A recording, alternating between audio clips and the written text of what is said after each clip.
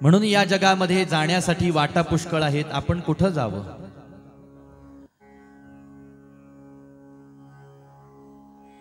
परमार्थ साधना केली नाही तरी शरीर खर्च होत आहे आणि परमार्थ साधना केली तरी शरीर खर्च होणारच आहे।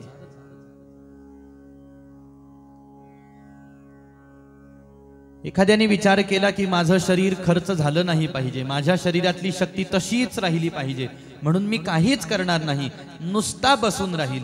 नुसता बसून राहिला तरी तो खर्चच होत असतो, तरी शरीर हे संपतच असतं, शरीराचा नाश हा होतच असतो। म्हणून काहीतरी करा असा उपदेश केला गेला। पण स्वभावतःच आपण काही ना काहीतरी करतच असतो, हा आपला स्वभाव आहे। पण नको ते कर्म केल्याचा परिणाम नको त्या दिशेला आपलं जाणं होतं आणि नको त्या दिशेला गेल्याचा परिणाम नको ती गती आपल्याला प्राप्त होत असते, जी आपल्याला मिळवायची नाही। म्हणून रस्ते पुष्कळ आहेत, त्या रस्त्याने जाण्यासाठी आपल्याला सुविधा सुद्धा उपलब्ध आहे। रस्त्याने जाण्यासाठी आपल्याला साधन सुद्धा उपलब्ध आहे। जावं कोणत्या रस्त्याने आणि कोणत्या दिशेला हा प्रश्न तुमच्या माझ्या समोर आहे। खरा रे बापानो साधन हरीचे, करा रे बापानो साधन हरीचे, करा रे बापानो साधन हरीचे, करा रे बापानो साधन हरीचे, करा रे बापानो साधन हरीचे, करा रे बापानो साधन हरीचे, करा रे बापानो साधन हरीचे, करा रे बापानो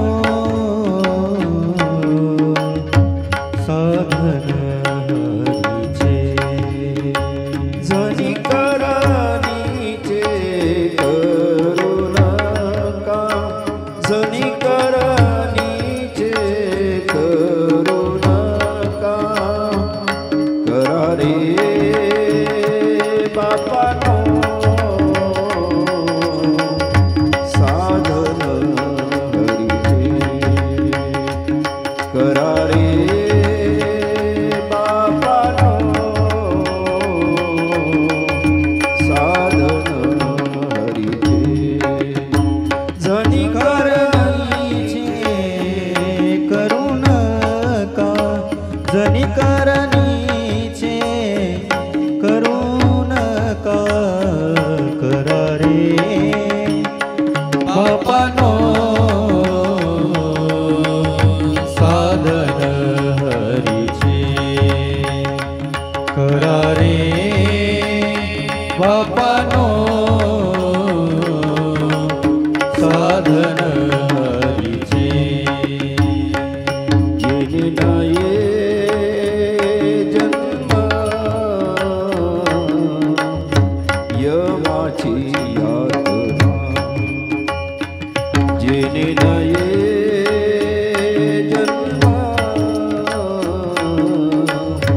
यमाची यातना, जेणे नाये जन्म यमाची यातना, जेणे नये जन्म यमाची यातना करा काही ऐसिया साधना करा काही जेणे नये जन्म यमाची यातना जेणे नये जन्म यमाची यातना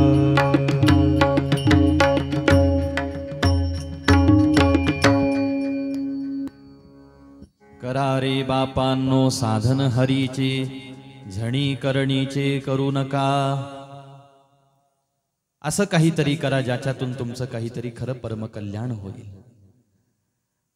ते करू नका ज्याच्याने जेणे नये जन्म यमाची यातना ऐसिया साधना करा काही.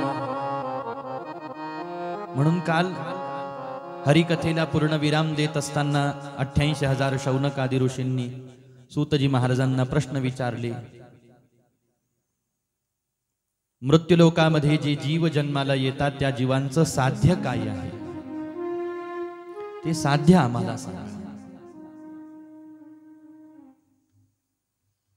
सूतजी महाराज उत्तर देतात, जन्माला आलेल्या प्रत्येक जीवाचं साध्य आहे शिवपदाची प्राप्ती करून घेणं. हेच जन्माचं साध्य आहे. याच्यापेक्षा दुसरं तिसरं कोणतंही साध्य नाही. आणि या पदाची प्राप्ती करून घेण्यासाठीची जी केली जात असते तिला साधना असं म्हणत असतात. तिलाच भक्ती असं म्हणत असतात. तिलाच परमार्थ असं म्हणत असतात. फक्त जीवाच्या लक्षात आलं पाहिजे माझ्या जीवनाचं साध्य काय आहे, माझ्या जीवनाचं ध्येय काय आहे. हे लक्षात आणून देण्यासाठीचं कार्य करत असतात ग्रंथ. हे लक्षात आणून देत असतात संत. हे लक्षात आणून देत असतात सत्संगाच्या माध्यमातून आपल्याला ही गोष्ट ज्ञात होत असते.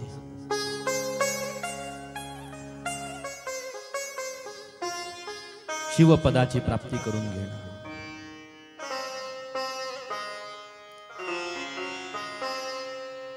त्याच्यासाठी सुद्धा अनेक साधनं सांगितलेली आहेत. पण सगळ्यात अगोदर पहिल्या पायरीवरती आपलं ध्येय निश्चित झालं पाहिजे की मला जायचं कुठं आहे, कोणत्या गावाला मला जायचं आहे. नसता दिसेल त्या रस्त्याने जर का आपण वाटचाल करत राहिलो तर होऊ शकतं आपण कुठंच पोहोचणार नाही. आणि पोहोचलो तरी सुद्धा ती जागा आपल्या हिताची असेलच असं काही सांगता येत नसतं.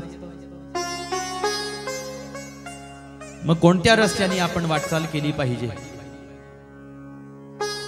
हे जर आपल्याला कळत नसेल ना तर त्याच्यासाठी मागोवा घेतला पाहिजे. मागोवा घेणे म्हणजे काय? आपल्याला डोळ्यांनी समोर रस्ता दिसतो आहे, मी इथून जाऊ शकतो हे आपल्या लक्षात येत आहे. पण मी इथून गेलो तर मला माझं हित होईल का, माझं ध्येय मला प्राप्त होईल का, असा जर प्रश्न असेल तर मागोवा घ्यायला सांगितला संतांचा, मागोवा घ्यायला सांगितला साधूंचा, महापुरुषांचा.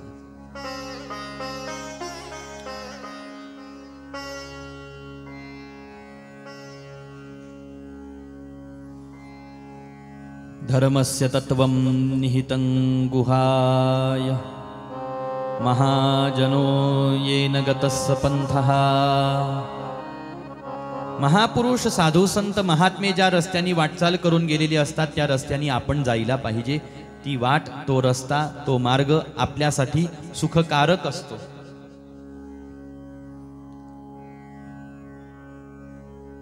संतांना आपण विचारलं तुम्ही कोणत्या रस्त्याने वाटचाल करून गेलेले आहात किंवा कोणत्या रस्त्याने वाटचाल करत आहात. त्यांनी उत्तर दिलं आमच्या अगोदर जे ऋषी मुनी होऊन गेले, वेद मार्गे मुनी गेले, त्याची मार्गे चालिलो, न कळेची विषय अंधा म्हणून उघड बोलिलो.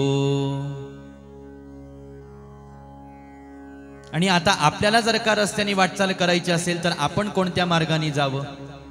ज्या रस्त्याने संत गेले त्या रस्त्याने, त्या भक्तिपथावर वरून आपण जर का वाटचाल करून गेलो तर तेणेची पंथे चालो जाता न पडे गुंता कोठे काही.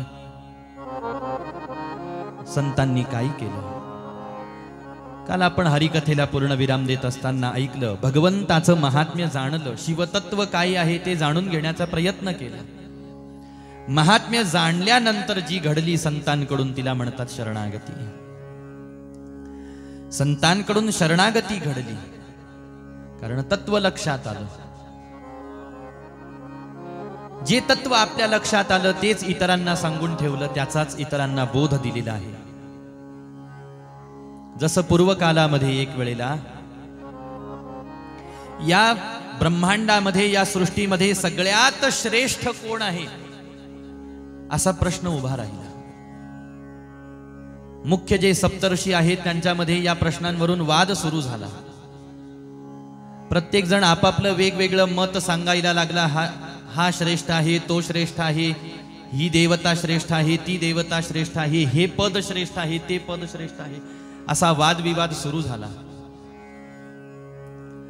कुणाकडूनही हा वाद ज्या वेळेला मिटेनासा झाला त्यावेळेला आपल्यापेक्षा श्रेष्ठ जे आहेत ब्रह्मदेवादी महात्मे त्यांच्याकडे ते ऋषी मुनी जाऊन पोहोचले.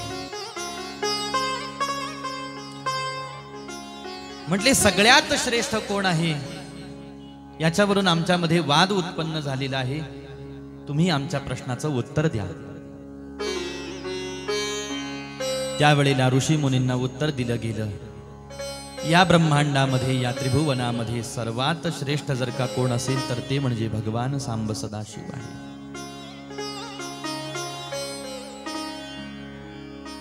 सगळ्यात श्रेष्ठ तत्व कोणतं असेल तर ते शिवतत्व आहे. म्हणून ऋषींनो, तुम्ही विनाकारण वादामध्ये पडू नका. अरे आम्ही ब्रह्मदेवांसारखे, आम्ही सुद्धा भगवान शंकरांची उपासना करूनच या पदापर्यंत येऊन पोहोचलेलो आहोत. ब्रह्मदेव म्हणतात मी जरी ब्रह्मदेव आहे तरी सुद्धा माझी स्वतंत्र सत्ता नाही. नारायण म्हणतात मी जरी वैकुंठाधिपती नारायण आहे तरी माझी स्वतंत्र सत्ता नाही. रुद्रदेव म्हणतात आम्ही जरी रुद्रदेव आहोत तरी आमची स्वतंत्र सत्ता या ब्रह्मांडामध्ये, या त्रिभुवनामध्ये नाही. कोणीतरी आम्हाला सत्ताधीश आहे,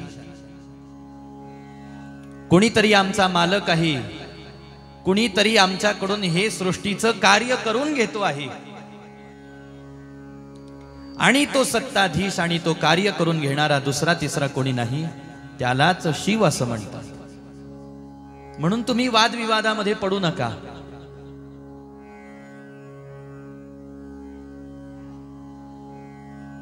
आता तुम्ही पुन्हा मृत्यूलोकामध्ये जा. मृत्यूलोकामध्ये जेवढे परमपवित्र शिवतीर्थ असतील त्या शिवतीर्थांचं भ्रमण करा आणि शिवतीर्थांचं भ्रमण करून एकांतामध्ये बसून शिवतत्वाचं मनन चिंतन करा. म्हटले मनन चिंतन कसं होईल? म्हटले ज्या वेळेला तुम्ही कोणत्या तरी महात्म्याकडून शिवतत्वाविषयी श्रवण करताल त्यावेळेला मनन चिंतन घडेल. ज्या वेळेला मनन चिंतन घडेल त्यावेळेला जास्त शिवतत्वाचं तुम्ही मनन चिंतन करत आलात त्याचा साक्षात्कार तुम्हाला प्राप्त होईल. साक्षात्कार प्राप्त होईल याचा अर्थ काय आहे?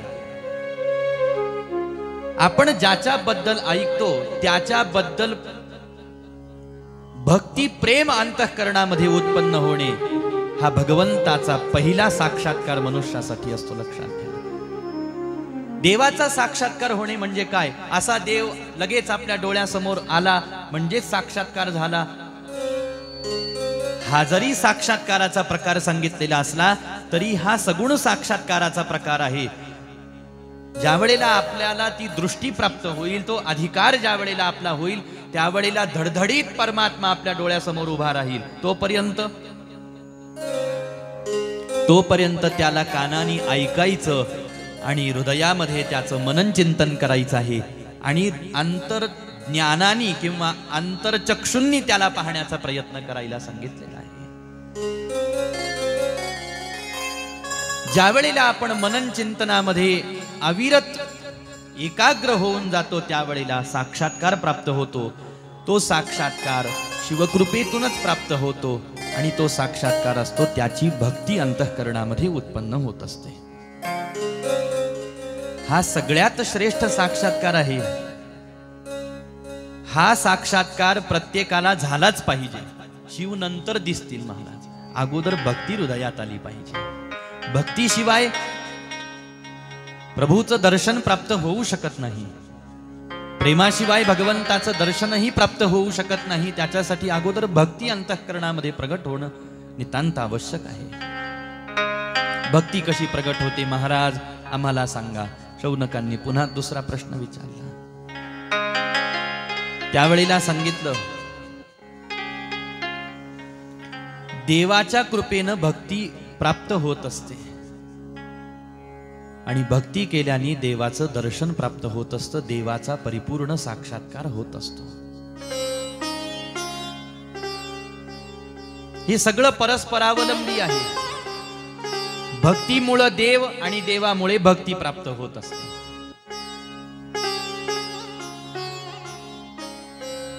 म्हणून आपल्याकडून भक्ती घडावी असं आपल्याला वाटत असेल ना, रोज भगवंतांना प्रार्थना करावी, मला भक्तीचं दान कर.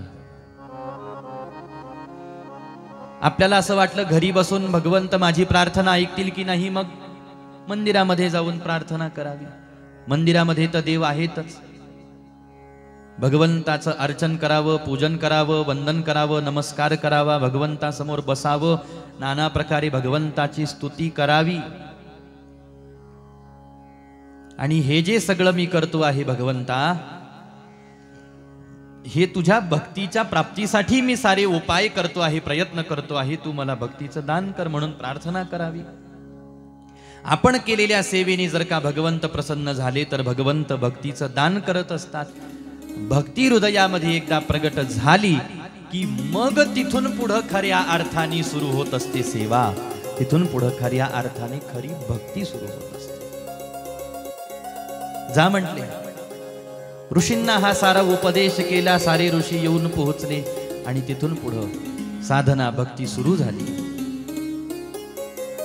शेवटी कोणीतरी मार्गदर्शक आहे, कोणीतरी उपदेशक आहे, कोणीतरी सांगणारा आहे. आणि अशा त्या महामुनींनी, अशा त्या महात्म्यांनी, अशा त्या महापुरुषांनी, अशा त्या साधू संतांनी जो अनुभव घेऊन ठेवला, तोच अनुभव तुम्हाला मला सांगताना ते म्हणतात, शंभो ऐसा देव नाही, शंभो ऐसा देव नाही, शंभो ऐसा देव नाही, शंभो ऐसा देव नाही, शंभो ऐसा देव नाही, शंभो ऐसा देव नाही, शंभो ऐसा देव नाही, शंभो ऐसा देव नाही. लागा प्रेमे शंभो पायी, लागा प्रेमे शंभो पायी, शंभो ऐसा देव नाही, शंभो ऐसा देव नाही,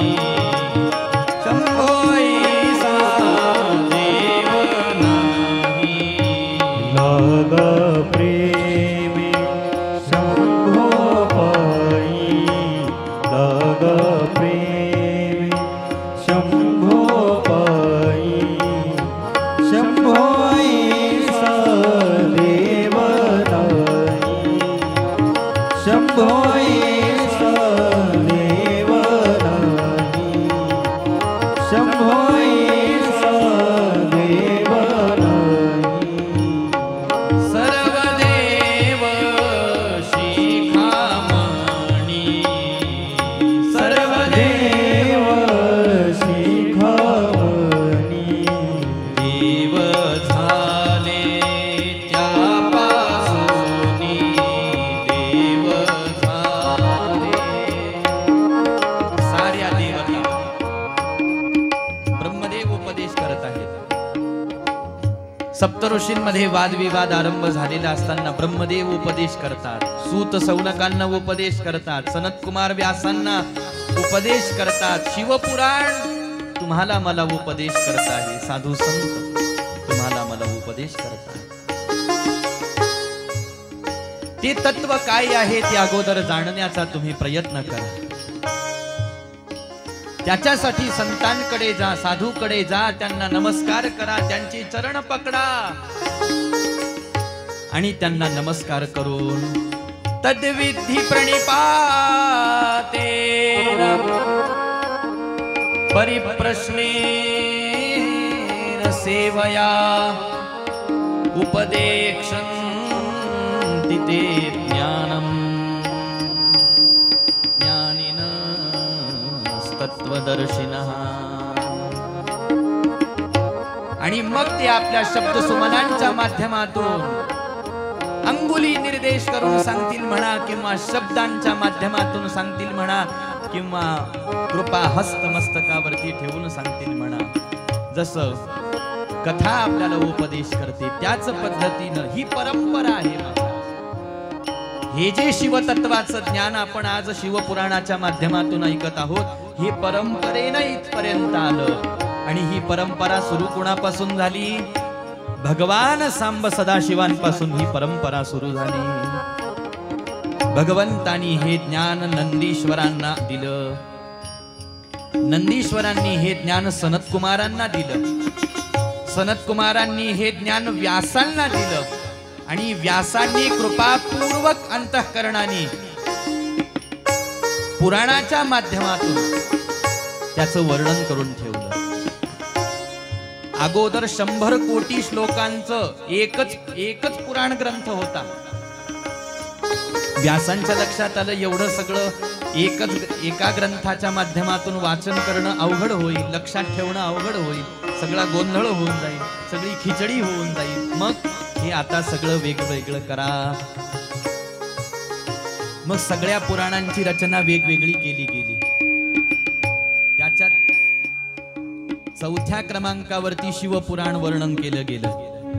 शिवपुराण ग्रंथाची मूळ श्लोक संख्या 1,00,000 आहे। आता तो सुद्धा ग्रंथ मोठा वाटायला लागला कोणासाठी? तुमच्या माझ्या सारख्यांना पाहून 1,00,000 श्लोकांचा ग्रंथ म्हणजे माझ्यासारख्या वक्त्याकडून कधी वाचन होईल, कधी पाठ होईल महाराज 1,00,000 श्लोक? मग व्यासांनी कृपा केली आणि मूळ शिवपुराणाच्या 1,00,000 श्लोकांच्या संख्येसहित ज्या 12 संहिता आहेत, अर्थात जे 12 खंड आहेत, त्याची विभागवारी केली आणि 24,000 श्लोकांमध्ये शिवपुराण आज उपलब्ध होतं आपल्याला। यामध्ये उपलब्ध संहिता, ज्यामध्ये पहिली विद्येश्वर संहिता आहे, दुसरी रुद्र संहिता आहे, तिसरी शतरुद्र संहिता आहे, चौथी कोटी रुद्र संहिता आहे, 5वी उमा संहिता आहे, 6वी कैलास संहिता आहे आणि 7वी वायवीय संहिता आहे। अशा 7 खंडामध्ये आज शिवपुराण आपल्याला उपलब्ध आहे। या 7 खंडांमधून भगवान शंकरांचा महिमा गायन केला। भगवान शंकरांना प्रसन्न करण्यासाठी आपल्याला काय करता येईल त्याची उपाय वर्णन करून सांगितलेले आहे, त्याच्या पद्धती वर्णन करून सांगितलेले आहे। भगवंताला ज्याला प्रसन्न करून घ्यायचं आहे त्याच्यासाठी साधना सांगितलेली आहे, सदाचार सांगितलेले आहे, यमनियम सांगितलेले आहेत, व्रतवैकल्य सांगितलेले आहेत, अनुष्ठान सांगितलेले आहे। कलियुगामध्ये कोणकोणत्या तीर्थामध्ये भ्रमंती केल्याने पाप नाहीसं होतं त्या पुण्य पवित्र तीर्थांची यादी आहे. दान करायचं असेल एखाद्याला तर ते दान कसं करावं त्या दान धर्माचा विचार आहे.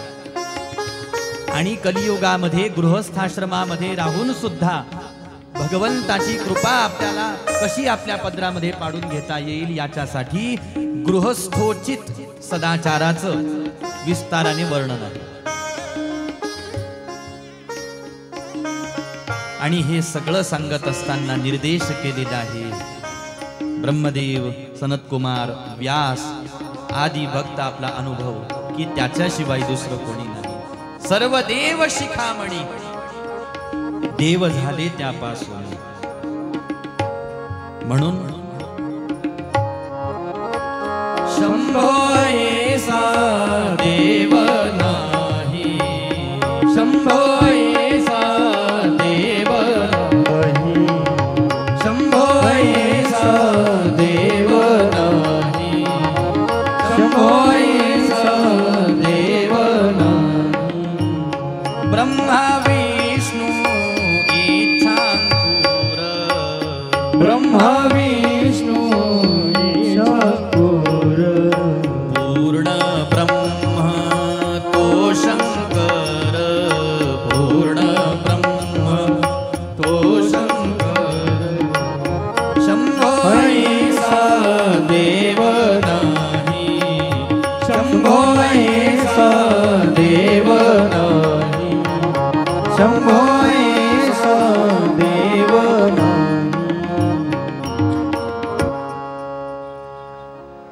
लागा प्रेमे शंभो पायी, लागा प्रेम शंभो पायी. शंभो ऐसा देव नाही. हे आहे साध्य.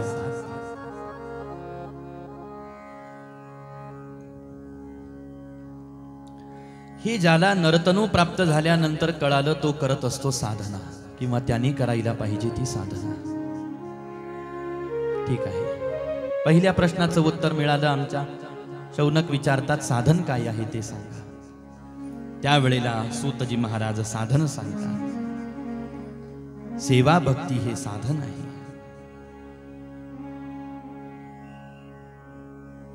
अखंड सेवा भक्ती करणं हे साधन आहे. ही सेवा भक्ती कशी होत असते त्यावेळेला उत्तर दिलं. आपल्याला वेदांनी जो सदाचार सांगितलेला आहे, वेदविहित जे कर्म आपल्याला सांगितलेले आहेत, वेद सांगतात तसं, शास्त्र सांगतात तसं, त्या पद्धतीनं आपण सदाचारामध्ये जीवन जगायला पाहिजे. आणि तशा पद्धतीनं जीवन जगत असताना जे जे कर्म आपल्या हातून घडतील ते ते सारे कर्म भगवंताला समर्पित करायचे आहेत. आणि त्याच्यातून ही सेवा भक्ती उत्पन्न होत असते.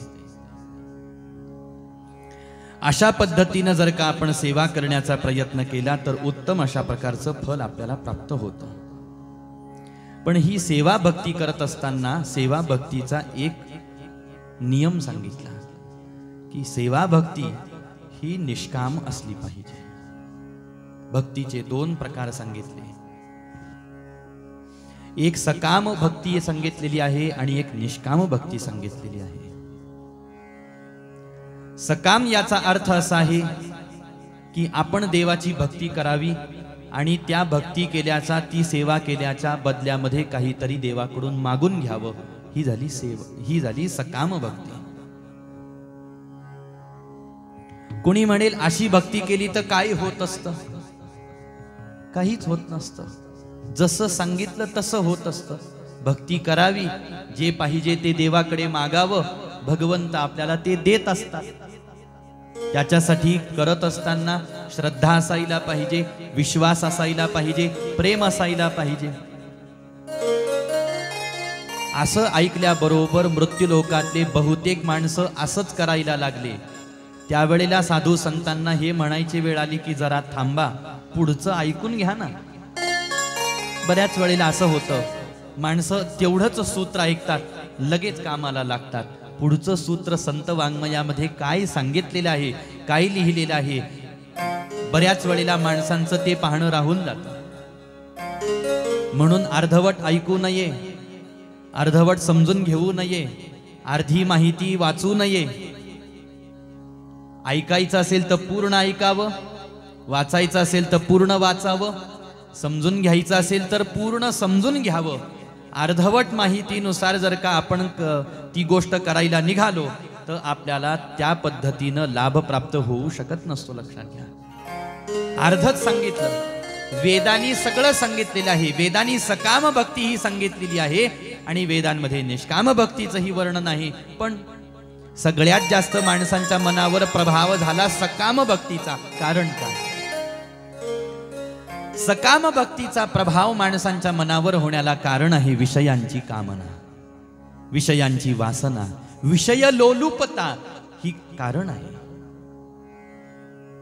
शेवटी माणसं परमार्थाला लागले तरी सुद्धा संसारासाठीच परमार्थ करतील असा प्रापंचिकाचा स्वभाव असतो. आणि भक्ताचा स्वभाव कसा असतो? देवासाठीच देवाची सेवा, देवासाठीच देवाची भक्ती, देवासाठीच देवाची उपासना. त्याच्यामधून मला हे पाहिजे, मला ते पाहिजे वगैरे वगैरे कोणत्याच प्रकारची कामना नाही, वासना नसते. अशा त्या परमपुरुषाची आराधना, उपासना, भक्ती कशी करावी हे सांगत असताना आपल्याला उपदेश केला.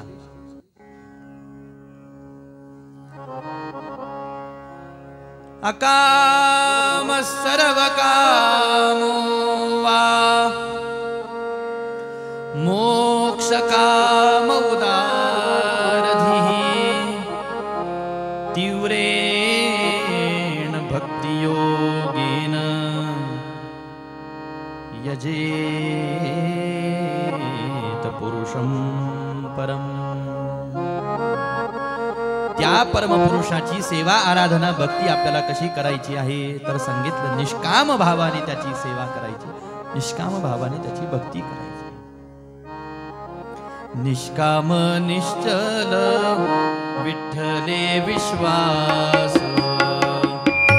निष्काम निश्चल विठ्ठले विश्वास, निष्काम निश्चल विठ्ठले विश्वास, निष्काम निश्चल विठ्ठले विश्वास,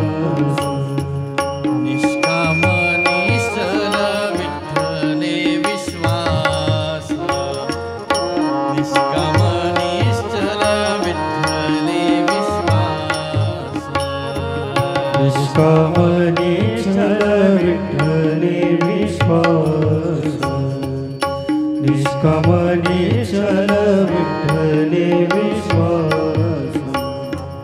पाहुन वास आणि कांची, पाहुन वास आणि कांची, पाहुन वास आणि कांची, पाहुन वास आणि कांची. हिची थोर भक्ती आवडते देवा, हिची थोर भक्ती आवडते देवा, हिची थोर भक्ती आवडते देवा, हिची थोर भक्ती आवडते देवा, हिची थोर भक्ती आवडते देवा, हिची थोर भक्ती आवडते देवा. संकल्पावी माया संसाराची, संकल्पावी माया संसाराची, संकल्पावी माया संसाराची, संकल्पावी माया संसाराची. हिची थोर भक्ती आवडते देवा,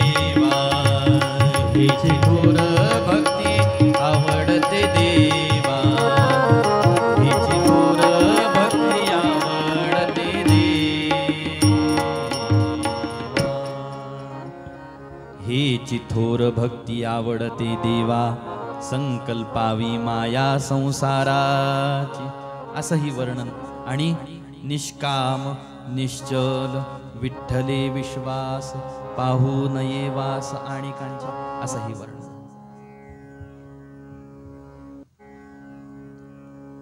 म्हणून निष्काम. अकाम सर्व कामो वा मोक्ष काम उदारधी. हा झाला. आता पहा, जे पहिलं वाक्य होतं वेदाचं, शास्त्राचं, संतांचं, की देवाची भक्ती केली की भक्ती करावी, आपल्याला जे पाहिजे ते भगवंत देतो, आपण चटकन करायला लागलो. पुढचं सूत्र असं आहे, आपण देवानी आपल्याला जे दिलं ते आपल्याला भेटत असतं, पण आपण केलेली भक्ती, आपण केलेलं पुण्य मात्र आपल्या जवळचं संपत असतं. असं कोणी समजू नये की आपण देवाला मागितलं म्हणजे देवानी दिलं, पुण्यही तसंच राहिलं. नाही. मग पुढचा उपदेश केला निष्काम भक्ती, निष्काम सेवा भक्ती करावी. मग याच्यातून काही माणसं जरा नाराज झाले. म्हणजे तुम्ही जर आता म्हणत असताल की देवाची भक्ती करायची पण काहीच कामना ठेवायची नाही, मग जरा त्यांनी पाऊल आपलं मागं टाकलं. इथंही माणसांनी अर्धच ऐकलं, अजून पुढचं बाकी आहे. कशाला मागं पाऊल टाकलं? पहिलं सूत्र ऐकलं तर झटकन पळायलाच लागले, निघाले. सगळेच घराच्या बाहेर निघाले तर मंदिरात गर्दीच गर्दी झाली. पुन्हा संतांनी रोखलं, थांबा जरा, पुढचं सूत्र समजून घ्या. सांगितलं निष्काम भक्ती करा. निष्काम भक्ती ऐकल्याबरोबर बरेच मागं फिरले, थोडेच राहिले. पुन्हा मागं फिरलेल्याला संतांनी आणलं. अरे कशाला कोणी पुढं जातंय, कोणी मागं जातंय, थोडं थांबा, अजून पुढचं सूत्र ऐका. आणि ते पुढचं सूत्र असं आहे, मागं गेलेल्यांना विचारलं तुम्ही का मागं पळत गेले? म्हटले आमच्या कामनाच आता तुम्ही देवाकडे मागायच्या नाही. म्हटल्यावर मग इथं कशाला बसायचं, कशाला पूजा करायची, कशाला त्याची सेवा करायची, कशाला भक्ती करायची? आणि पुढं गेलेल्यांना संतांनी म्हटले का रे तुम्ही का पुढं पळत गेले? ते म्हटले तो देत होता, आम्हाला त्याला मागता येत होतं म्हणून पुढं पळत गेलो.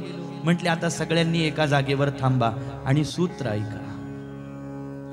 आणि ते सूत्र असं आहे महाराज पुढचं, सकाम भावनेनी देवाकडे जाऊ सुद्धा नये, आणि देव देत नाही म्हणून देवाकडे पाठ सुद्धा फिरवू नये. मग सेवा भक्ती करत राहावी. तो आपोआप प्रार्थना केल्याशिवाय सेवा भक्तीनं प्रसन्न होतो, कारण तो भोळा आहे. मागितलं म्हणजेच तो देईल हा त्याचा स्वभाव नाही, तो सेवा केल्यानंतर देत असतो. मग संतांनी सांगितलं सेवा करणं, भक्ती करणं हा आपला धर्म माना. मागणं सोडून द्या, देवाकडे पाठ करणं सोडून द्या. भक्तीच मला करायची आहे, मला शिवनाम गायन करायचं आहे, मला पूजन करायचं, मला भक्ती करायची, मला कथा श्रवण करायची आहे. बस फक्त एवढा संकल्प अंतःकरणामध्ये आपल्या राहिला पाहिजे. एवढा सगळा उपदेश करून पुन्हा चेहरे पडलेलेच होते सगळ्यांचे. म्हटले आता एवढा सगळा उपदेश करून झाला तरी आता का चेहरे पडलेले आहे? म्हणजे आमची समस्या तशीच राहिली ना. म्हटले कोणती समस्या? म्हटले कामना. तुम्ही म्हणतात मागूच नका, शब्दच टाकू नका देवासमोर, नुसतं करत राहा करत राहा करत राहा. असं कसं? काहीतरी भेटलं पाहिजे ना. त्यावेळेला संत सांगतात, महात्मे सांगतात, ग्रंथ सांगतात, निष्काम भक्तीचं वैशिष्ट्यच हे आहे की इथं देवासमोर भक्ताला आपला शब्द खर्च करावा लागतच नसतो. शब्द खर्च करावा लागतो प्रापंचिकाला, भक्ताला न मागता सगळं भेटून जातं. अजून एक गमतीचं वाक्य ऐकून पुढे चालू. कामनायुक्त जो प्रापंचिक देवाची सेवा करतो ना, त्या प्रापंचिकाला भगवंताजवळ असं सगळं गाठोड देवाजवळ आहे या ब्रह्मांडातलं. ते गाठोड असं आपण एक कल्पना करू की भगवंताने ते गाठोड आपल्या जवळ ठेवलेलं आहे. एखादा प्रापंचिक सकाम भक्त भगवंताकडे आला ना, तर भगवंत त्याचा सगळा लेखाजोखा घेतात. किती नाम गायन केलं, किती हजार जप केला माझा, किती वेळेला पूजन केलं माझं, कसं पूजन केलं माझं. मग जर मागायचंच आहे देवाला तर एकूण एका गोष्टीची परीक्षा घेतली जाते, परीक्षा होत असते. ती परीक्षा ग्रंथ घेतात, परीक्षा संत घेतात, परीक्षा सद्गुरू घेतात. आणि या सगळ्यांमधून जरी एखादा सुटला भक्त भगवंत परीक्षा घेतात. ते काही वेडे आहेत का? जरी भोळे आहेत तरी त्यांच्या एवढा हुशार, त्यांच्या एवढा बुद्धिमान. काल ऐकलं आपण सूत्र, चतुरांचा शिरोमणी, गुण लावण्याची खाणी. आणि देवासोबत लबाडी करायचा प्रयत्न माणसाने कधीच आयुष्यात करू नये. बाकी सगळ्यांसोबत लबाडी केली तरी चालती, तसंही माणूस लबाडी सगळ्यांसोबत करतोच. लबाडपणा काही माणसाचा सुटत नाही. वरतून चांगला आहे मी असं दाखवेन, वरतून गोड बोलेन, समोर गोड बोलेन, नंतर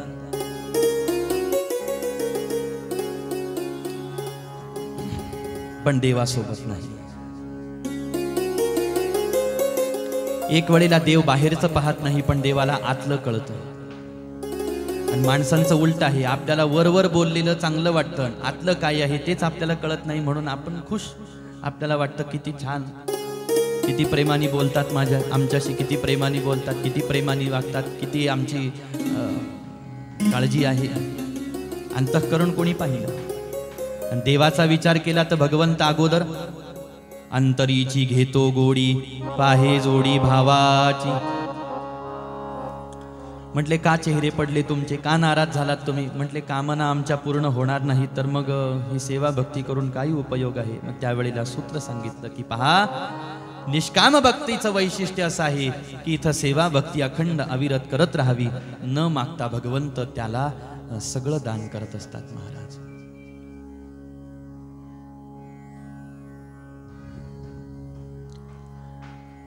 जसं एखाद्या लेकराला, आपल्या आईला, आपल्या वडिलांना काही मागायची आवश्यकता राहत नसते, विनंती करायची गरज नसते, प्रार्थना करायची गरज नसते की तुम्ही मला धन द्या, तुम्ही माझ्या नावावर धन, द्रव्य, संपत्ती, घरदार पुढं चालून माझ्याच नावावर करा, अशी विनंती करायची आवश्यकता नसते. असं काही अर्ज करायची आवश्यकता नसते. हातापाया पडायची गरज नसते, पूजा इत्यादी करायची गरज नसते. माणसं संततीच त्याच्यासाठी जन्माला देतात की पुढं चालून याला सगळ्याला वारसदार भेटला पाहिजे.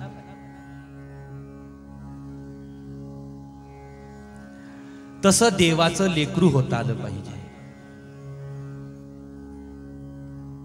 प्रापंचिक देवाचं लेकरू होत नसतो आणि जो भक्त होतो तो देवाचा होत असतो. तसं आपल्याला देवाचं लेकरू होता आलं पाहिजे.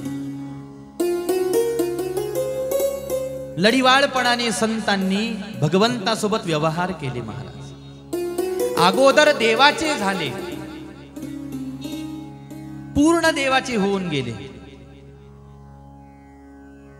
आणि मग पूर्ण देवाचे झाल्यानंतर मग त्यांना वाटलं देवाकडे काही मागावं, तर मग त्यांनी मागितलं.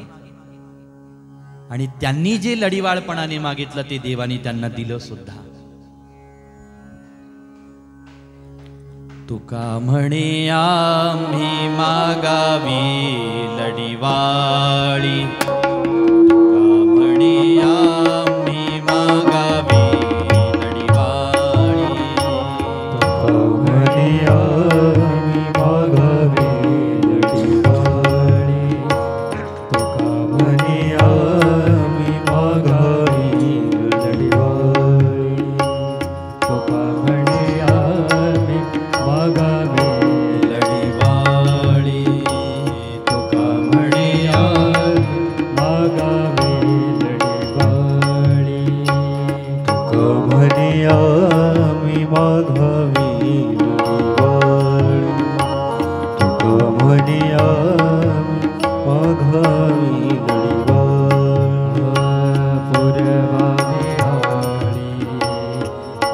माय बापा, पुरवावी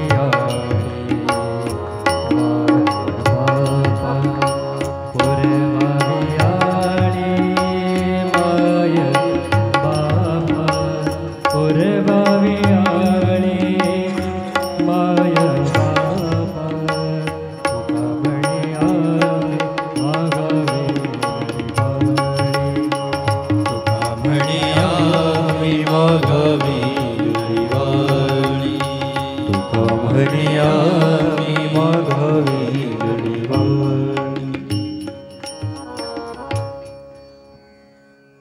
तेव्हा म्हणे आम्ही मागावी लढिवाळी, आणि मग लढिवाळपणाने भगवंताला जे मागितलं गेलं ते भगवंतानी दिलं, असा भाव आहे.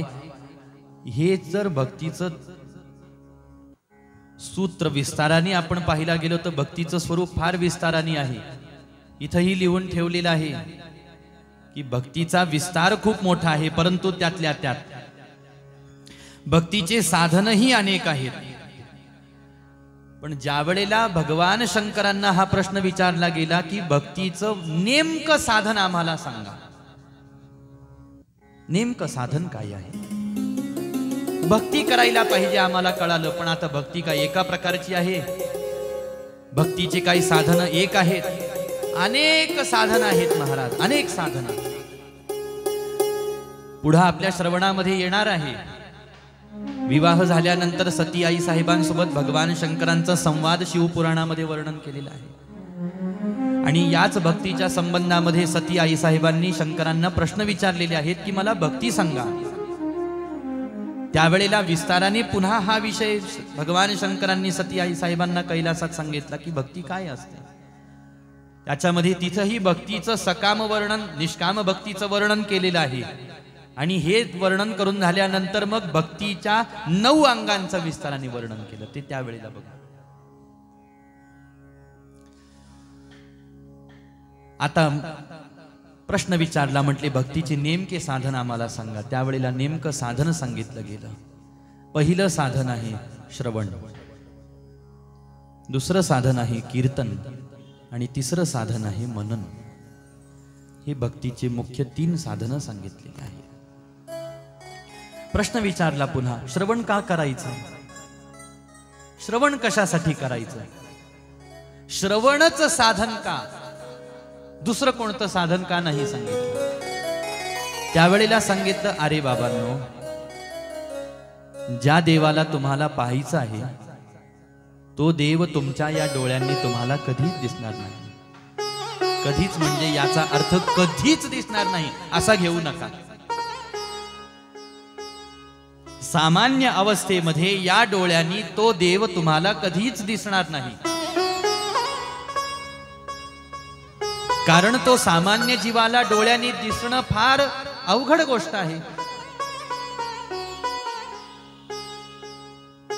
नुसतं डोळ्यांनी काय, माणसाच्या बुद्धीनंही ते परमतत्व जाणणं सगळ्यात अवघड आहे. ज्या तत्वाविषयी, ज्या शिवतत्वाविषयी मी तुमच्या समोर चर्चा करतो आहे शौनकांनो, ते शिवतत्व नुसतं डोळ्यांनी दिसणं तर दूरची गोष्ट आहे, त्याला बुद्धीनं जाणायचा प्रयत्न केला तरी सुद्धा त्याला जाणणं अवघड आहे. इंद्रियांच्या द्वारे आपण त्याला भोगू शकू असं जर आपल्याला वाटत असेल तर इंद्रियांनी ते भोगणं ही अवघड आहे.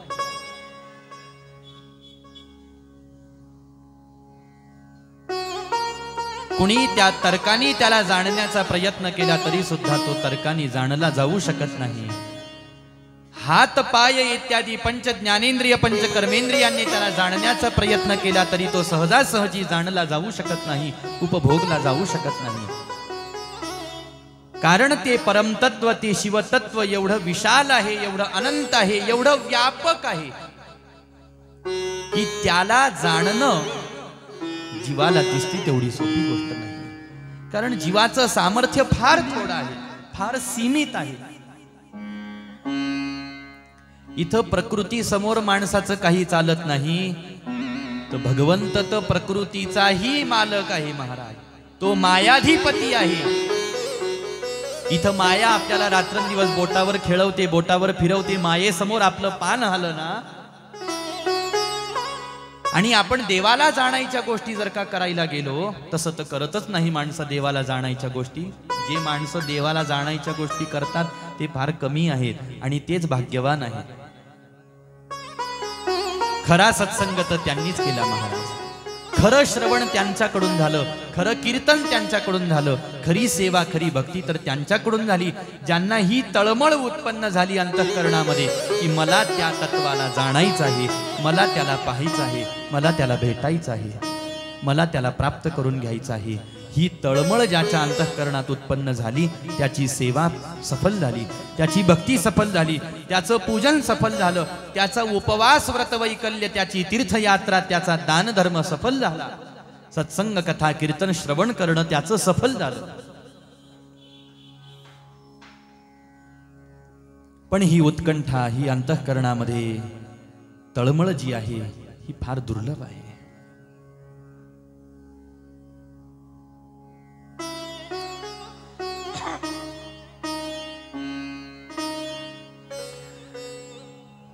मनुष्याचा जन्म दुर्लभ वर्णन केला आणि दुर्लभ अशा मनुष्य जन्मामध्ये मुमुक्षु अवस्था प्राप्त होणं दुर्लभ वर्णन केलेलं आहे. मुमुक्षु अवस्था याचाच अर्थ स्वतःचं कल्याण करून घेण्याची तीव्र जिज्ञासा, तीव्र लालसा, तीव्र ओढ.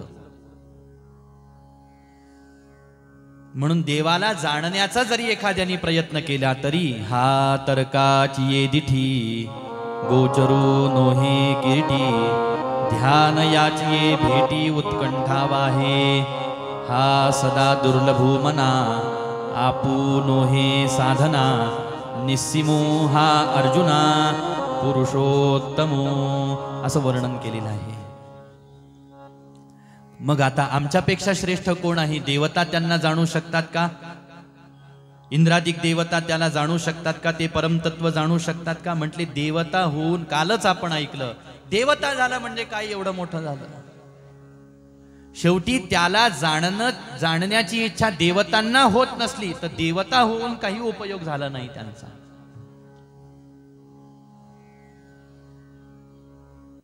म्हटले मग सामान्य इंद्रचंद्र वरुण मरुद्गणादी देवता त्यांना जाणू शकत नसतील, पण मग ब्रह्मदेवादी देवता तर त्याला जाणू शकत असतील ना? म्हटले तेही जाणू शकत नाहीत, पण त्यांना जाणता आलं याला कारण त्या भगवंताची कृपा ब्रह्मदेवांवर नारायणांवर झाली, हा भाग वेगळा राहिला. म्हटले मग कोणाला जाणता येतं?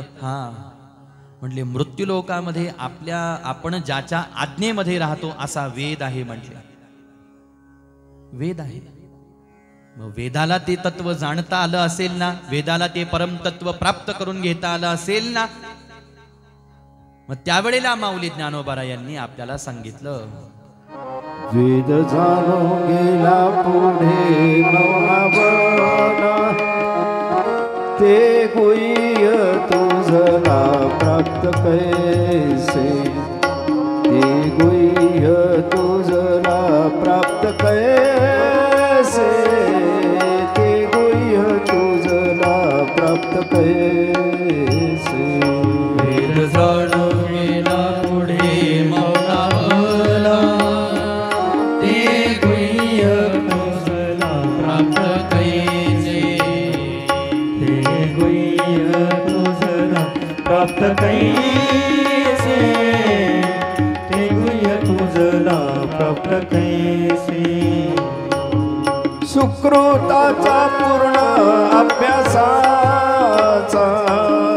सुकृताचा पूर्ण अभ्यासाचा, पूर्व सुकृताचा पूर्ण अभ्यासाचा, पूर्व सुकृताचा पूर्ण अभ्यासाचा, पूर्व सुकृताचा पूर्ण अभ्यासाचा, दास सद्गुरूचा तुझी जाणे, दास सद्गुरूचा तुझी जाणे, दास सद्गुरूचा तुझी जाणे. पूर्व सुकृताचा पूर्ण अभ्यासाचा, दास सद्गुरूचा तुझी जाणी, दास सद्गुरूचा तुझी जाणी, दास सद्गुरूचा तुझी जाणी. नाथबाबांचं सूत्र, ज्ञानोबा यांचं सूत्र आदी करून संतांनी तेथील प्रमाण नेणवे वेदांसी, ते जीव जंतूसी केवी कळे. अहो वेदांनाच जर ते सूत्र कळालं नाही तर ते तुमच्या माझ्यासारख्या सामान्य जीवांना कळेल का? कळू शकत नाही. मग कसं कळेल त्याचं उत्तर आपल्याला दान करतात पूर्व सुकृताचा, पूर्ण अभ्यासाचा. आणि हा जो अभ्यास शब्द आहे महाराज, हा भक्तीच्या संबंधातला आहे. हा जो अभ्यास शब्द आहे हा साधनेच्या संबंधातला आहे.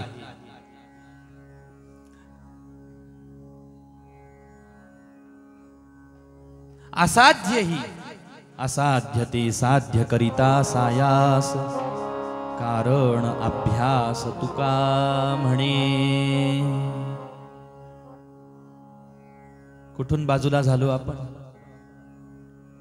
अहो त्या देवाला आम्हाला जाणायचंच आहे तर श्रवणच का सांगितलं? दुसरं का काही नाही सांगितलं? मग त्यावेळेला उत्तर दिलं सूतांनी. म्हटले पहा, ते तत्व एवढं अनंत आहे, विशाल आहे, व्यापक आहे, अगोचर आहे की ते इंद्रियांनी जाणलं जाऊ शकत नाही, डोळ्यांनी पाहिलं जाऊ शकत नाही, किंवा त्याला स्पर्श केला जाऊ शकत नाही हाताने वगैरे वगैरे. ठीक आहे, पण एक गोष्ट होऊ शकते, त्याला पाहिला गेलं तर ते डोळ्यांनी दिसत नाही ना, मग पाहण्याची धडपड करून काही उपयोग? त्याला स्पर्श करायची इच्छा झाली तर त्याला स्पर्श करता येत नाही, मग स्पर्श करायची धडपड करून काही उपयोग? मग काय करायला सांगितलं? वर्णन करणारा जर का कुणी आपल्याला भेटला तर त्याच्या समोर बसून निवांत फक्त श्रवण करायला सांगितलं. काल आपण सुरुवातीला ऐकलं, श्रवणाची वाट चोखाळली शुद्ध, गेले भेदा भेद निवारोनी.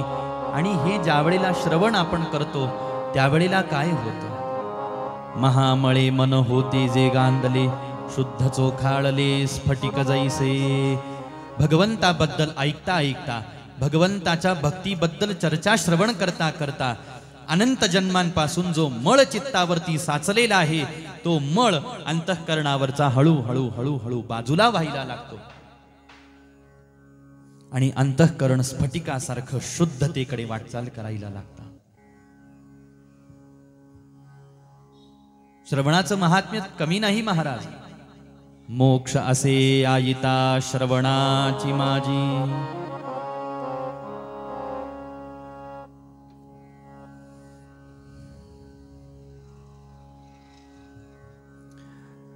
म्हटले श्रवण भक्ती केली.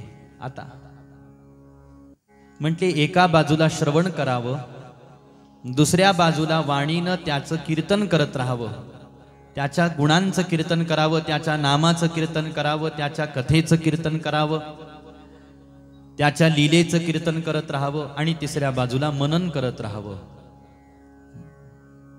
आपण जे ऐकतो आणि आपण जे गातो त्याला पुन्हा पुन्हा पुन्हा पुन्हा मनामध्ये आठवण्याचा प्रयत्न करायला सांगितला. याला मनन करणे असं म्हणतात. आपण पुष्कळ ऐकलं आणि आपण पुष्कळ गायन केलं, पण जे ऐकलं आणि जे गायन केलं त्याच्यावरती जर मनन नावाची ही क्रिया जर का आपल्याकडून घडलीच नाही तर ऐकलेलं व्यर्थ जात असतं, गायन केलेलं व्यर्थ जात असतं. म्हणून मनन. त्याच्यासाठी श्रवण करताना सावधानतेने एकाग्र चित्ताने श्रवण करावं. कथा झाल्यानंतर ज्या वेळेला आपण आपल्या घरी जातो त्यावेळेला लगेच संसाराच्या गप्पा करायला सुरुवात करू नये. आपल्याला असं वाटतं मंडपाच्या बाहेर पडलो म्हणजे आता मोकळेच झालो आपण. मोकळच व्हायचं आहे त्याला, मोकळच व्हायचं आहे ज्याला, त्यांनी इथं मंडपात येऊन काही उपयोग नसतो. मोकळं होणं ही दोन प्रकारचं असतं. ज्याला सेवेतून मोकळं व्हायचं आहे तो या मंडपात नाही आला तरी चालतो, आणि ज्याला प्रपंचातून मुक्त व्हायचं आहे त्याने इथं आलंच पाहिजे. आता कोणाला कशातून मोकळं व्हायचं हे ज्याचं त्यांनी ठरवायचं आहे. नमः पार्वती पते. हर हर महादेव. व्यासपीठाचं जर मार्गदर्शन आपण घेतलं तर बाहेरच्या प्रपंचातून आपल्याला मुक्त व्हायचं आहे आणि देवाच्या सेवा भक्तीमध्ये आपल्याला बंदिस्त व्हायचं आहे. देवाच्या प्रेमामध्ये आपल्याला बंदिस्त व्हायचं आहे. म्हणून जी कथा आपण श्रवण करतो, जेवढ्या वेळ आपण कथा श्रवण करतो तेवढ्या वेळ श्रवण केलेली कथा घरी गेल्यानंतर निवांत आठवण्याचा प्रयत्न करायला पाहिजे. काय काय सूत्र मला सांगितले. कोणाला असं वाटेल ही तर फार मोठी पंचायत झाली. आता सकाळी खाल्लेलं आठवत नाही, जाऊ द्या खूप लवकर झाला का, काल खाल्लेलं आठवत नाही.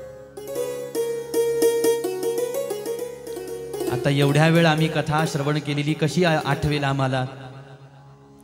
बर तुम्ही सरळ कथा सांगत नाही, तुम्ही असे हिंडत फिरत येतात. मग कुठून कुठं गेले, कुठं काय सांगितलं ते कसं लक्षात राहील? याच्यात बरेच भक्त असे असतात महाराज, ज्यांना लिहून घेण्याची सवय असते. कथा चाललेली असताना ते नोंदी काढतात, काही वाक्याच्या नोंदी काढल्या जातात.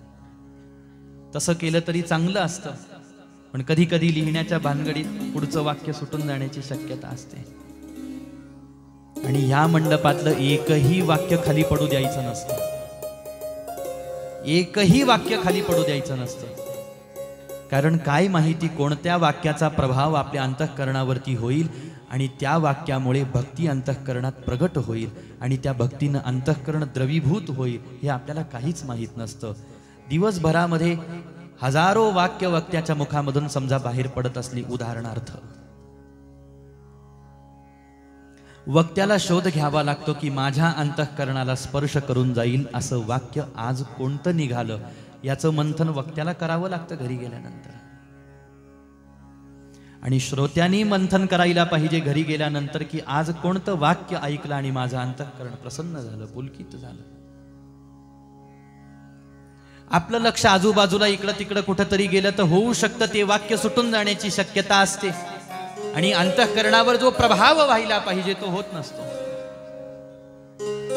आणि आता समाजामध्ये सगळ्यात जास्त गरज कशाची असेल तर ती चोखंदळपणाने श्रवण करणाऱ्या श्रोत्यांची आवश्यकता आहे.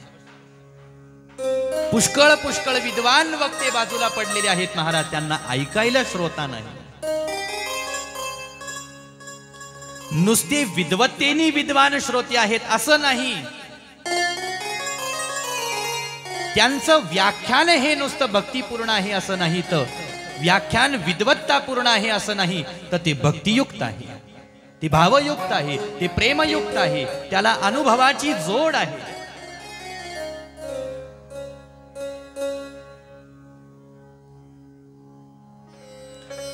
शब्दाला धार कधी येते वक्त्याच्या, हे खरं तर माझ्यासारख्याने बोलू नये. हे जे वाक्य आता आपण ऐकणार आहोत हे वाक्य माझ्यासारख्याने बोलू नये, पण मला तो अनुभव घ्यायचा आहे म्हणून तेही स्पष्ट करून जातो. बोलणाऱ्या वक्त्याच्या शब्दाला धार कधी येते आणि वक्ता बोलतो आहे, बोलणारा ज्या वेळेला बोलतो त्यावेळेला त्याचं वाक्य सत्य आहे हे ऐकणाऱ्याला सुद्धा पटायला लागतं. कधी?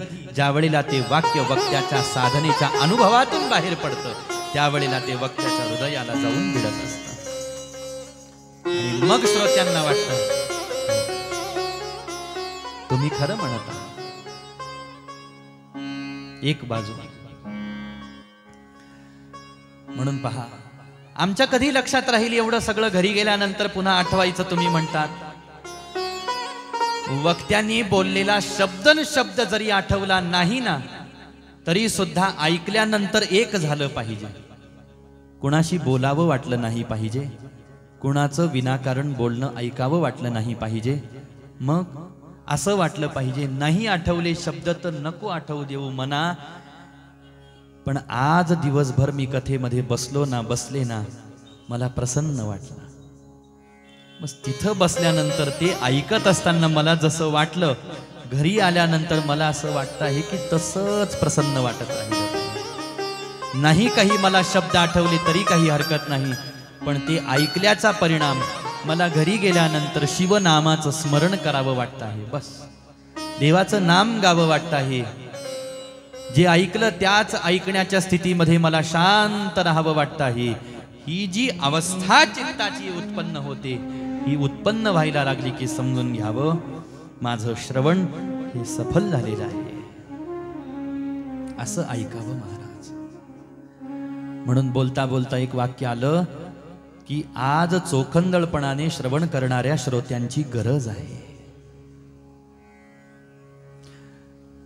त्यांना सिद्धांत ऐकायला आवडले पाहिजे. त्यांना कथेचे वेगवेगळे अंग ऐकायला आवडलं पाहिजे. याच्या पुढचं सूत्र काय, त्याच्या पुढचं सूत्र काय, त्याच्या पुढचं सूत्र काय, ती ऐकण्याची जिज्ञासा श्रोत्यांच्या मनामध्ये उत्पन्न झाली पाहिजे. आणि मनात उत्पन्न झालेली ती जिज्ञासा त्यांच्या डोळ्यातून वक्त्याला प्रार्थना करते किंवा वक्त्याला दिसते. आणि जिज्ञासू श्रोते, सिद्धांत श्रवण करण्याची उत्कंठा असलेले श्रोते जर का समाजामध्ये कमी होत गेले तर मग जसा वक्ता येईल तो जी बडबड करेल, जे सांगेल, माणसं तेच ऐकायला लागत असतात आणि तेच करायला लागत असतात. म्हणून असं होता कामा नये. असं वाटत असेल तर श्रोत्यांना चोखंदळपणाने श्रवण भक्ती जमली पाहिजे. म्हटले आम्हाला जमून काय उपयोग आहे? तुमच्यासारखा सांगणारा आला आणि भलतं सलतं आम्हाला सांगून गेला तर मग आम्ही काय करायचं? ज्यांना उत्तम ऐकायची सवय आहे ते त्यांना उत्तमच व्यासपीठ प्राप्त होत असतं. लक्षात घ्या. अधिक बाजूला न जाता मोक्ष असे आईता श्रवणाची माझी श्रवण भक्ती. नुसतं ऐकणं जमलं आपल्याला देवाबद्दल ना, तर ऐकता ऐकता ऐकता ऐकता ऐकता सुद्धा भगवंताचा साक्षात्कार श्रवण करणाऱ्याला सहज बसल्या बसल्या प्राप्त होतो. काहीच करायची गरज नाही. म्हणून पहिलं साधन श्रवण, दुसरं साधन कीर्तन सांगितलं आणि तिसरं साधन मनन करायला सांगितलेलं आहे. मनन करणे, याच्यामध्ये मग देवाच्या रूपाचं मनन आहे, देवाच्या नामाचं मनन आहे, देवाच्या चरित्राचं मनन आहे, देवाच्या कीर्तीचं मनन आहे, देवाच्या स्तुतीचं मनन आहे. असे मननाचे वेगवेगळे प्रकार सांगितले. ही आहे साधना. पहिला प्रश्न विचारला, साध्य सांगा. साध्य सांगितलं शिवपदाची प्राप्ती करून घेणे. साध्य प्राप्त करून घेण्यासाठी साधन काय आहे? साधन सांगितलं श्रवण, कीर्तन आणि मनन हेच साधन आहे. आणि साधक कुणाला म्हणतात ते सांगा. अशा पद्धतीनं शुद्ध प्रकारे श्रवण मनन चिंतन करणारा किंवा श्रवण कीर्तन मनन चिंतन करणारा, याच साधनेमध्ये जो अखंड रत आहे किंवा रममाण आहे त्यालाच साधक म्हणतात. जो साधनाच करत नाही त्याला साधक म्हटलं जात नाही किंवा त्याला साधक म्हणून काही उपयोग नसतो. आपण सगळेच साधक असू एकाच वेळेला असं काहीच नाही. असंही असू शकतं की बसलेल्यापैकी अनेक जण साधक आहेत. कुणी म्हणेल साधक असणं आणि साधक नसणं याच्यातला फरक काय आहे? साधक असणं आणि साधक नसणं याच्यातला फरकच जर का आपल्याला पाहायचा असेल तर साधक जो आहे तो साधनेशिवाय एक क्षण सुद्धा आपला व्यर्थ खर्च करत नसतो. आणि जो साधक नाही तो तात्पुरतं देवाची सेवा भक्ती करतो, पण तेवढ्या पुरतच करतो. तेवढं करून झालं की तो म्हणतो आता मला माझं घरकाम करायचं, मला उद्योग प्रपंच कामधंदा करायचा, फार जास्त वेळ याच्यात घालवायचा नाही. कितीक माणसांनी करायचं? थोडं फार करायचं असतं. हो, सकाळी उठलो, काही माणसं आंघोळ करतात, म्हणजे सगळेच आंघोळ करतात, आंघोळ करतात. काही माणसं देवाला हात जोडून नमस्कार करतात. त्यांचं करणं तेवढंच, बस लागले उद्योगाला, गेले नोकरीला.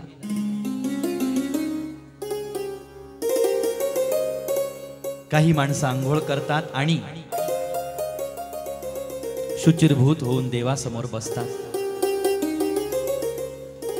नाही पूजा त्यांच्याकडून घडली तर निदान बसून 5 मिनिटं 10 मिनिटं ध्यान करतील, जप करतील, स्तुती करतील, देवाला नमस्कार करतील, मग जातील. काही स्नान केल्यानंतर शुचिरभूत होऊन पूजेची सगळी सामग्री सज्ज करण्यामध्ये अगोदर आपला वेळ घालवतात. जो की घालवला पाहिजे. पूजेची सामुग्री एकत्र करण्यासाठी जेवढा वेळ लागतो तो सगळा वेळ पूजेमध्येच गृहीत धरला जातो. फुलं तोडणं पूजा. शेवटी देवासाठी म्हणून तुम्ही आपण काहीही करायला गेलो तरी ती पूजा होत असते. हे पुढचं सूत्र आहे, अंतिम सूत्र आहे महाराज, पण लक्षात घ्या. आणि मग देवाची निवांत पूजा, विधिवत भगवंताची पूजा कशी करत असतात ते आता आपल्याला पुढे श्रवण करायचं आहे, कारण पुढचा प्रश्न तोच आहे. पूजा करते, पूजा करावी. पूजा झाली, देवाचा शृंगार करावा. शृंगार झाला, शृंगार केलेल्या भगवंताचं रूप निहाळावं, म्हणजे पाहावं मी कसा शृंगार केला भगवंताचा. जाऊ द्या मी कसा शृंगार केला भगवंताचा हा प्रश्न येऊ देऊ नये, कारण तिथं अहंकार येतो. मी कसा शृंगार केला देवाचा, मग माझा देव कसा दिसतो आहे. वाक्य बदलून घ्यावं मनातलं, म्हणजे मी वाक्य बदलून घेतो म्हणजे भावही बदले. माझा देव कसा दिसतो आहे.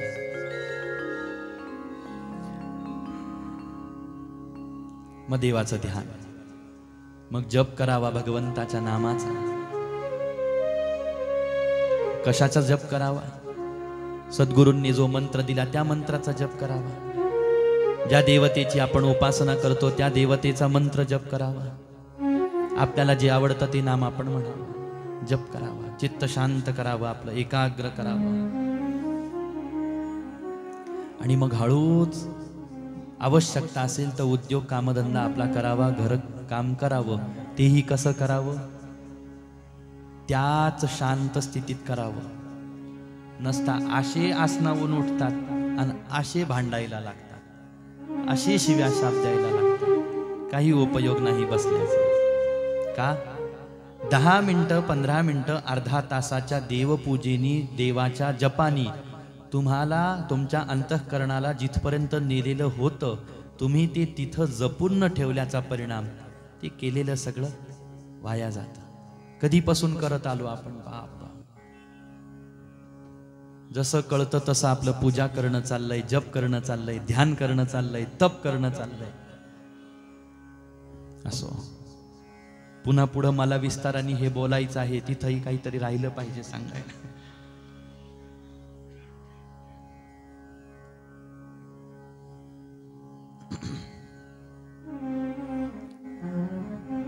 म्हणून लक्षात घ्या.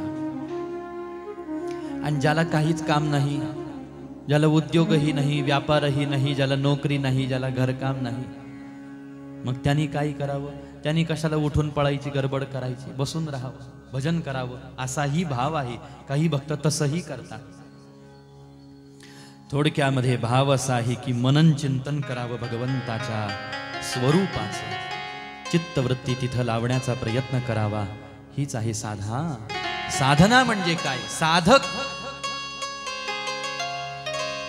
कुणाला म्हणतात याच्यावरून आपण जर असं बाजूला गेलो तर साधक असा आहे पहा, जो अशा पद्धतीनं आपली चित्तवृत्ती देवामध्ये अडकवून ठेवण्याचा प्रयत्न करत असतो.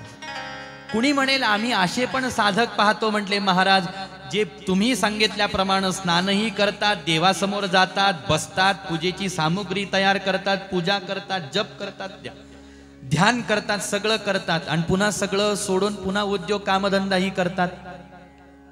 म्हटले मग त्यांनी ते करू नये का. म्हटले गृहस्थाश्रमी माणसाला सगळं सोडून थोडी चालणार आहे. त्याला तर करावंच लागेल. परिवाराचं पालन पोषण उदरभरण करणं हे गृहस्थाश्रमाचा धर्म आहे. एखादा आता बसलेल्या पैकी गृहस्थाश्रमी म्हटला, महाराज मला घरकामाचा सुद्धा, नोकरी उद्योग व्यापाराचा सुद्धा आता कंटाळा आला.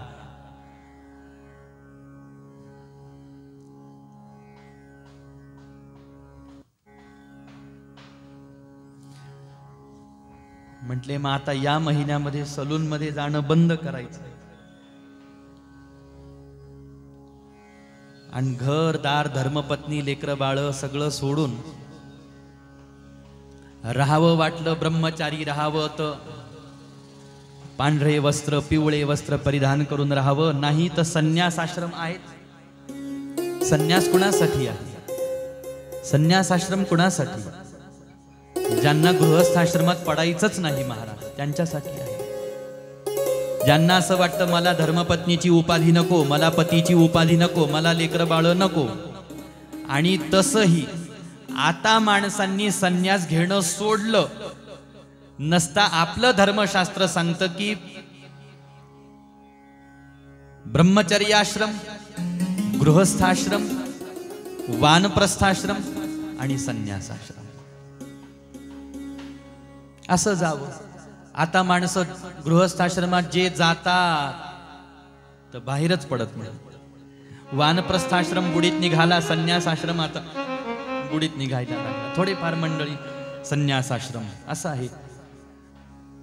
मग त्यांनी अशा पद्धतीनं साधकीय जीवन स्वीकारावं असं सांगितलं.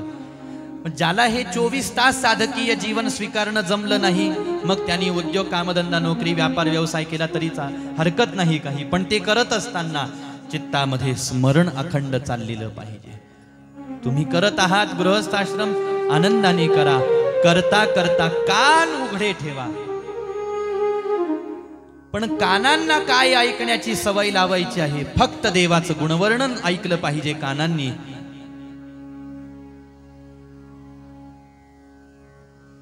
इथं इंद्रियांना आपल्याला धडा द्यायचा आहे. इथं डोळ्यांनी फक्त त्याचं रूप पाहिलं पाहिजे, कानांनी फक्त त्याची कथा ऐकली पाहिजे, मुखाने फक्त त्याचं नामगायन केलं पाहिजे, हाताने त्याची सेवा केली पाहिजे, पायाने फक्त त्याच्या धामाकडे वाटचाल केली पाहिजे. आणि हा जीव किंवा हे अंतःकरण जे आहे ते त्याच्या स्वरूपामध्ये एकरूप होण्यासाठी त्यांनी प्रयत्न केला पाहिजे. अशा पद्धतीने उपदेश केलेला आहे. कान भरून ऐकून तुझे कीर्ती, कान भरून ऐकून तुझे कीर्ती, कान भरून ऐकून तुझे कीर्ती, कान भरून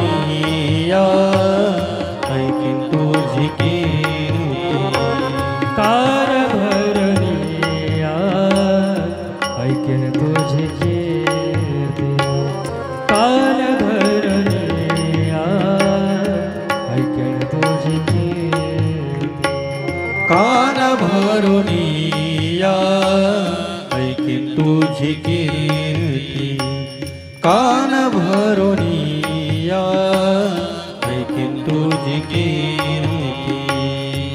मज विश्रांती दे देवा, दे मज विश्रांती दे देवा. डोळे भरून पाहिन तुझे मुख, डोळे भरून पाहिन तुझे मुख, डोळे भरून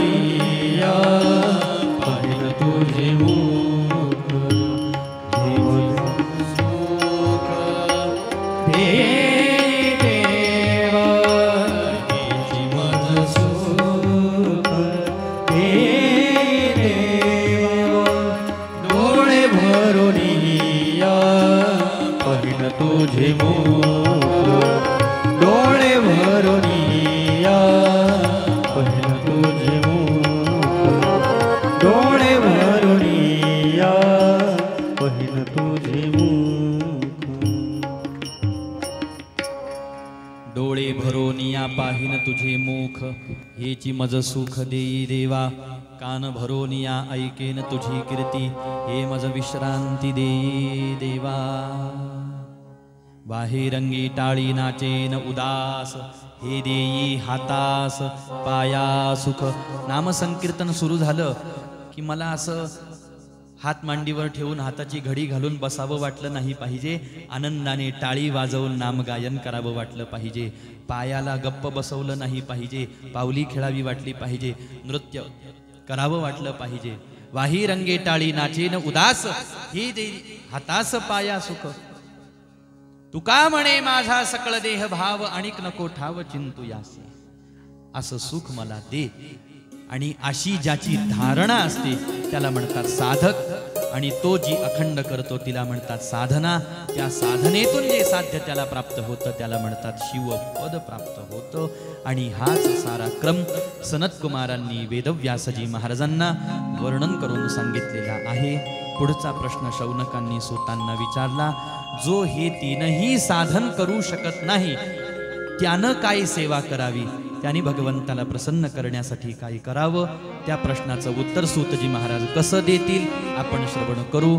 काही वेळाच्या विश्रांतीनंतर या ठिकाणावरती देऊ पहिल्या सत्राला पूर्णविराम. नमः पार्वती पतये हर हर महादेव.